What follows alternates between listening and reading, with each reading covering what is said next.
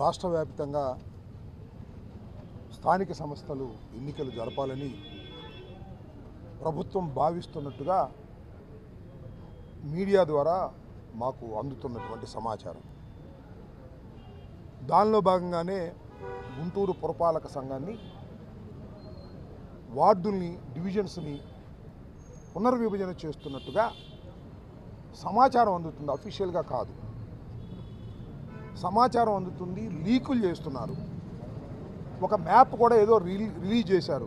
అదేమిటంటే అంతకుముందు ఉన్నటువంటి 57 నియోజకవర్గ 57 డివిజన్స్ని 76 డివిజన్స్గా మారుస్తున్నట్టుగా ఒక లీక్, నాట్ అన్ అఫీషియల్.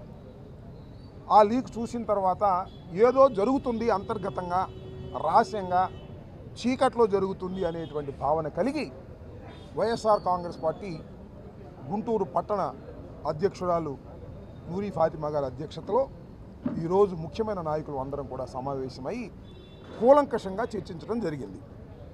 దీనిలో ప్రధానమైనటువంటి అంశం ఏమిటంటే, మీరు ఇంతకు ముందు ఉన్నటువంటి 57 డివిజన్స్ని కూడా పునర్విభజన చేయాలి అనుకున్నప్పుడు వైఎస్ఆర్ కాంగ్రెస్ పార్టీని కూడా మీరు ఇన్వాల్వ్ చేయవలసినటువంటి బాధ్యత ఉన్నది రాజకీయంగా. అలా ఇన్వాల్వ్ చేయకోకుండా ఏ పెమ్మసాని చంద్రశేఖర్ గారు, కమిషనర్ గారు కూర్చుని వాళ్ళు ఇష్టం వచ్చినట్టుగా గీసుకుంటే మాత్రం చూస్తూ ఊరుకోవడానికి రాజకీయంగా వైఎస్ఆర్ కాంగ్రెస్ పార్టీ సిద్ధంగా లేదు అని చెప్పేందుకు మేము ప్రయత్నం చేస్తున్నాం. మీరు ముఖ్యంగా అధికారులు, ఇవాళ ఎలాగూ చైర్మన్ గారు లేరు, పాలక మండలి లేదు కాబట్టి అధికారులు దీన్ని విభజన చేస్తారు కాబట్టి అధికారులను కలుసుకోవడానికి నేను ఈరోజు మేము ప్రయత్నం చేశాం. వారు అందుబాటులోకి రాలేదు. 16వ తారీఖున వెళ్ళి మున్సిపల్ కమిషనర్ గారిని మేము అందరం కూడా కలుస్తాం, ముఖ్య నేతలు అందరం కూడా కలుస్తాం. కలిసి జరుగుతున్నటువంటి అంశాలను అఫీషియల్గా తెలుసుకునేటటువంటి ప్రయత్నం చేస్తాం. అఫీషియల్గా తెలుసుకున్న తర్వాత పూర్తి స్థాయిలో మేము స్పందించేటటువంటి అవకాశం ఉంటుంది.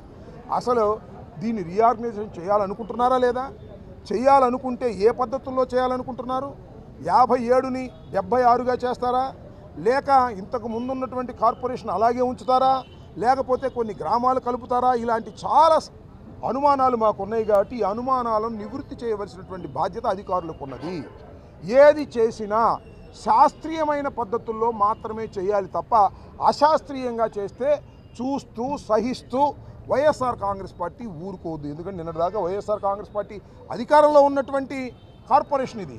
మా కార్పొరేటర్లు చాలామంది ఉన్నారు. ఇవాళ ఆఫ్కోర్స్ టైం అయిపోవటం వల్ల వాళ్ళు మాజీ కార్పొరేటర్లు కావచ్చు, కానీ పూర్తి అవగాహన పట్టణం మీద ఉన్నటువంటి ఎక్కువ మంది కార్పొరేటర్లు మాకు తెలిసిన వాళ్ళు ఉన్నారు. కాబట్టి దీని మీద మేము ప్రత్యక్ష కార్యాచరణకు వెళ్ళకోకుండా చర్చల ద్వారా సంప్రదించి ఈ పునర్విభజన కార్యక్రమాన్ని మమ్మల్ని కూడా కలుపుకొని న్యాయబద్ధంగా చేయవలసిందిగా మొదటిగా అధికారులను విజ్ఞప్తి చేస్తున్నాం. అలా కాకపోతే మాత్రం మేము ఖచ్చితంగా ఆందోళన రూపాన్ని చేపడతామని కూడా ఈ సందర్భంగా చెప్పదలుచుకున్నాను.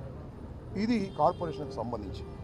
ఇంకొక విషయాన్ని కూడా ఈ సందర్భంగా నేను చెప్పదలుచుకున్నాను. ఏమిటంటే, రేపు 18వ తారీఖు శనివారం ఉదయం 6 గంటల నుంచి సాయంత్రం 6 గంటల వరకు కలెక్టరేట్ ముందు నేను నిరసన దీక్ష చేయదలుచుకున్నాను. ఉదయం 6 గంటల నుంచి సాయంత్రం 6 గంటల వరకు నిరాహార దీక్ష చేయదలుచుకున్నాను. దానికి ప్రధానమైన కారణం 2 డిమాండ్స్. ఒకటేంటంటే, జనవరి 31వ తారీఖున నన్ను అన్యాయంగా అరెస్ట్ చేసి కోర్టులో ప్రొడ్యూస్ చేసే ముందు పోలీస్ అధికారులు నన్ను హెరాస్ చేయడానికి, హింసించడానికి ప్రయత్నం చేశారు. కాబట్టి ఆ 2 పోలీసు అధికారుల్ని తక్షణమే సస్పెండ్ చేసి విచారణ చేయవలసిందిగా మొదటి డిమాండ్.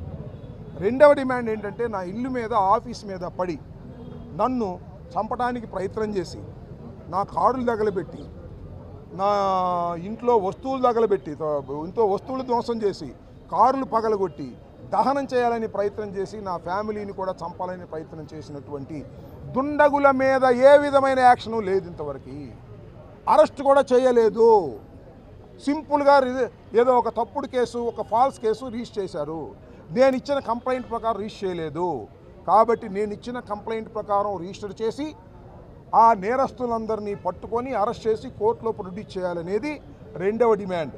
ఈ 2 డిమాండ్లు తీసుకొస్తూ 18వ తారీఖు ఉదయం 6 గంటల నుంచి సాయంత్రం 6 గంటల వరకు నిరాహార దీక్ష చేయదలుచుకున్నానని మీ ద్వారా తెలియపరుస్తున్నాను. కాబట్టి దీనికి రాష్ట్ర ప్రజానీకం, అదేవిధంగా గుంటూరు ప్రజానీకం అందరూ కూడా సహకరించాలని హృదయపూర్వకంగా కోరుకుంటున్నాం. Okay.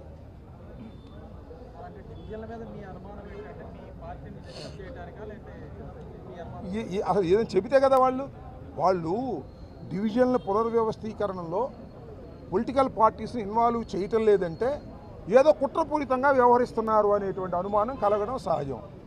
We are requesting involve all the political parties. ఈ రాష్ట్రంలో ఉన్నటువంటి పొలిటికల్ పార్టీస్, గుంటూరులో ఉన్న పొలిటికల్ పార్టీస్తో సమావేశం ఏర్పాటు చేసి మేము ఇలా చేయబోతున్నామని చెప్పడం అనేది మంచి సాంప్రదాయం.